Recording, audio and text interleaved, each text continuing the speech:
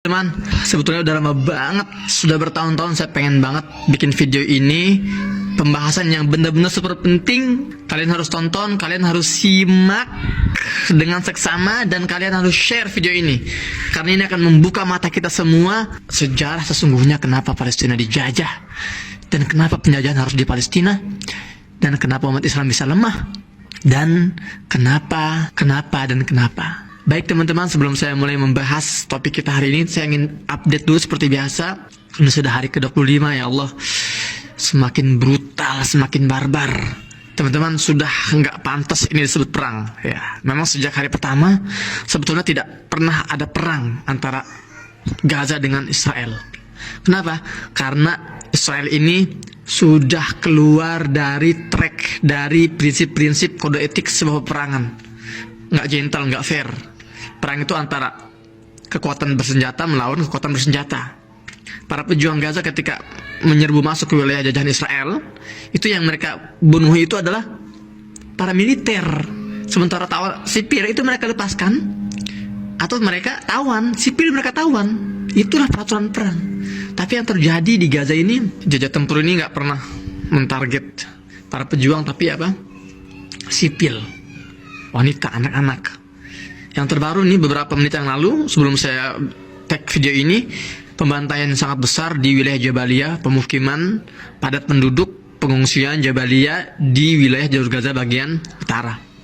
Ya Allah, itu benar-benar 6 ya, yang saya dengar tuh ada 6 roket berkekuatan hulu ledak yang sangat besar. Satu roket itu 1 ton beratnya, itu dipujamkan ke pemukiman padat penduduk. Menurut Kementerian Kesehatan tadi katanya sih mungkin sampai 400 perkiraan jumlah korban jiwa hari ini di wilayah Jabalia doang ya, belum di Nusairat. Tadi juga ada pembantaian di jalur Gaza bagian tengah, dan di sekitar saya pun masih banyak ledakan terjadi.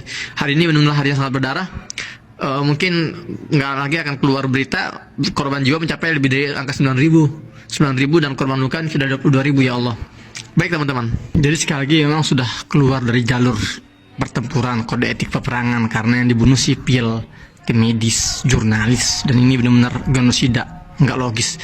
Mereka beralasan melindungi diri atau ya self defense, tapi yang mereka bantai ini sipil, nggak nyambung banget teman-teman, ya Allah. Oke teman-teman, saya akan masuk ke pembahasan selanjutnya. Jadi gini teman-teman, ketika Barat ini ingin menjajah Palestina, mereka ini tidak sekedar ya ujuk-ujuk misalnya, oke, kita tentukan Palestina sebagai tempat yang kita jajah, enggak. Dan itu enggak semudah itu mereka merebut Palestina. Semua saling berkaitan. Keruntuhan Turki Utsmani, kemudian Perang Dunia Pertama, Perang Dunia Kedua. Jangan kita kira ini sebuah kebetulan, semua itu disetting. Jadi mohon maaf ya, kalau kita merasa bahwa Perang Dunia Pertama ini yang kita pelajari ya, itu katanya alasannya kan karena ada konflik antara Hungaria, Austria, kemudian ada antara Jerman dan Inggris, itu kan pecahlah Perang Dunia Pertama dari tahun 1914 sampai 1918. Itu yang kita pelajari di buku-buku sekolah. Kemudian Perang Dunia Kedua tahun 1939 sampai tahun 1945, itu juga sama lah, kurang lebih drama-drama yang mereka buat. Kalau kita mau membaca siapa ya penyebab Perang Dunia Pertama ini dan Kedua, satu kubu.